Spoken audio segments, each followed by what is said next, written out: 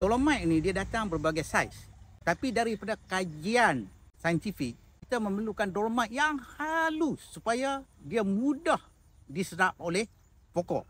Sebab kalau kita menggunakan dolomite yang kasar, jadi proses untuk pokok menyerap itu mengambil masa yang lama. Mungkin sampai 6 bulan, mungkin sampai setahun. Sebab apa?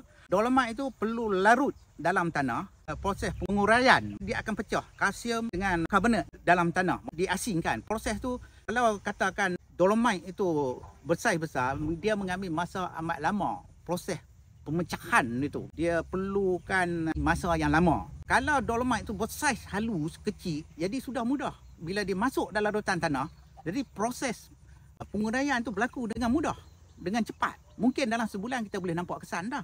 Itu penting dia.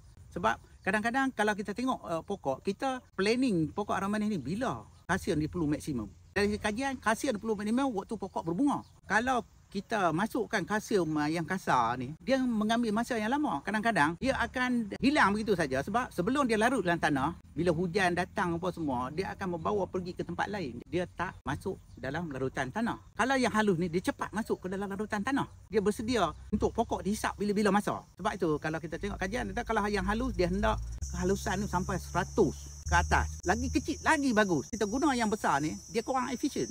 Lambat bertindak. Kalau kita kira dari cost benefit analysis tu, dia merugikan kita. Sebab apa? Dia akan dibawa pergi oleh air hujan, dibawa pergi oleh benda-benda lain. Bila kita guna yang kecil, efisiensi dia bertambah. Cepat, pokok cepat hisap. Dari segi kos pun kita tak rugi dengan banyak. Kadang kita tak sedar, kita ingat kalau kita beli yang kualiti rendah tu, yang kasar tu, oh ini menguntungkan. Tapi kalau kita kira balik, di akhirnya dia merugikan. Sebab apa? Pokok tak boleh menghisap dengan cepat, dengan automatik hasil pun menjadi kurang dan kita akan rugi. Itu saja. Itu pentingnya. Dolomite mesti yang halus sebab penyerapan dia lebih pantas. Efek dia kita boleh nampak dengan cepat di pokok. Dan kalau masa tu pokok memerlukan dia masa kritikal, contoh masa bunga dia perlukan dengan banyak, dah tersedia. Kalau kita masukkan yang keras, yang ketul tu, belum tentu. Kita tak tahu sebab apa? Kita letak di atas tanah, air hujan datang mungkin dia bawa pergi. Ataupun dia jadi ketul-ketul situ. Kalau tidak ada hujan, panas matahari lama kan, dia akan duduk di situ. Kalau kita guna air pun, kita sirap, kadang-kadang yang keras tu, dia susah pecah, dia susah larut. Bayangkan dia nak masuk bawah tanah.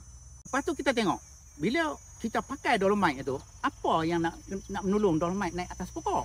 Kalsium ni, dari segi saintifik kajian, dia tak boleh bergerak sendiri. Maksud tak boleh pergi macam kita lah. Orang duduk atas kursi roda, kena orang tolak. Kita nak pergi setempat, kita kena tolak. Jadi di sinilah dalam ni peranan air di situ. Air untuk menolakkan kalsium tu naik ke atas pokok. Jadi bila air ada, kalsium pun naik sekali, automatik dengan nutrien lain pun dia tolong. Tapi nutrien lain, ada setengah nutrien, dia boleh bergerak sendiri. Dia tak perlukan air. Disebabkan ciri dia. Contoh macam kita kata K boleh naik sendiri. Magnesium boleh naik sendiri. Kalsium tak boleh. Kalsium atas kursi roda. Kalau orang kita kata kursi roda, kena ada tolak. Tolak dia apa? Air. Jadi sebab itu bila kita guna kalsium, dalam ingatan kita perlu air dengan banyak. Supaya air itu main peranan bila proses transpirasi. Maknanya pengaliran air dari tanah naik ke pokok, kemudian air itu dilepaskan dalam bentuk uap ke udara. Jadi kalsium akan naik sekali. Bila proses itu berlaku, dari segi kita kata tekanan akar, root pressure, dia tolak air itu naik ke atas pokok. Bila air itu ada, jadi kalsium dibawa sekali naik. Tapi kalau kita masukkan kalsium penuh, kita tak guna air, kalsium dia masih duduk dalam tanah. Sebab tu ramai orang bila dia kata, saya guna dolomite tapi tak berkesan. Sebab apa? Sebab dia tak faham betul. Bila guna dolomite, air dengan dolomite ni kena berjalan seiring. Sebab apa? Dia tolakkan kalsium tu naik di atas pokok melalui proses transpirasi. Proses pengaliran air dari bawah tanah naik ke pokok. Untuk naik ke pokok tu, air tu dia akan bawa semua nutrien-nutrien yang bergerak, yang boleh bergerak sendiri, yang tak boleh bergerak sendiri pun. Tapi macam kalsium tu dia perlu sangat sebab dia tak boleh bergerak sendiri. Tapi kalau contoh magnesium dengan kalium K, dia boleh bergerak sendiri. Jadi dia tak bergantung sangat kepada air tu. Tapi air tu memang membantulah. Memang membantu lebih baik kalau ada. Tapi kalau kalsium, bila kita kata kalsium yang ada dalam dolomite, kalau tak ada air, dia tak berfungsi. Itu sebabnya. Sebab bila kita sebut dolomite, kena ada dengan air. Tapi kita jangan silap.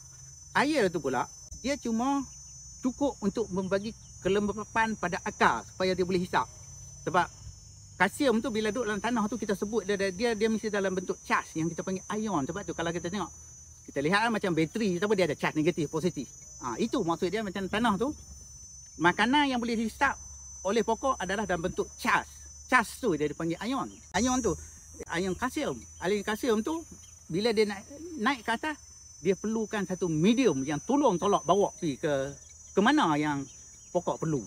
Itu sebab saya kata, jadi air tu adalah penting. Jadi jangan silap bila saya letak kalsium, tak efektif sebab kita tak letakkan komponen yang nak tolong bawa kalsium naik atas. Sebab yang kita boleh kata, air dengan dolomite ini kena jalan seiring.